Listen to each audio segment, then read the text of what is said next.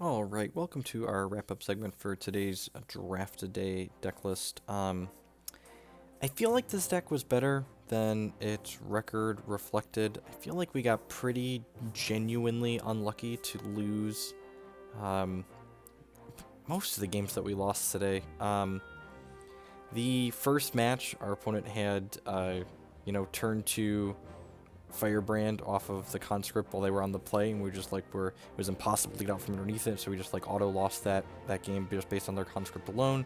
And then in the third game, we were kind of playing from the back foot for most of the match, and then we looked like we finally stabilized the board, and they were dead on board, and they conscripted a Blamsmith with a Crush. So just two situations that were completely outside of our control.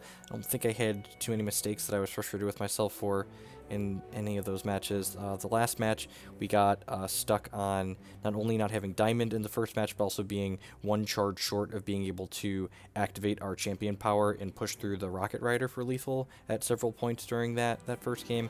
And then the third game, we got into a little bit of a board stall. I wouldn't be surprised if there were a different spot where I could have taken slightly different lines in the third game of the third match, but the other three games that we lost, I feel like they were firmly outside of our control.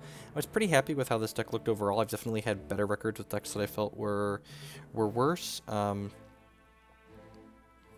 don't know. I'm a big fan of the Rock Slider.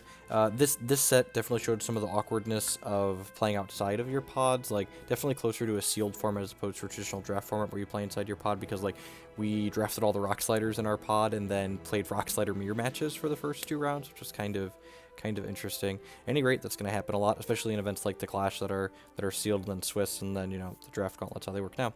At any rate, thanks for watching. Remember, if you enjoyed the videos, to like them on YouTube and share them on your social media, and I'll be back tomorrow with another draft a day.